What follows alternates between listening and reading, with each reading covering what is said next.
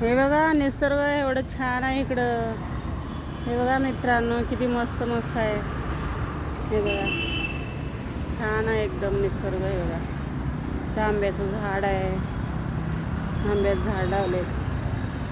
आणि इकडं बघा पाणी आहे, समुद्र आहे, खाडी आहे, समुद्र आहे इकडं सगळं. हे बघा आंब्याचं झाड अजून छोटा आहे,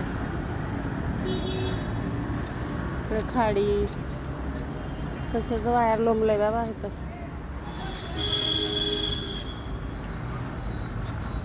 हे बघा किती मस्त मस्त आहे झाडं,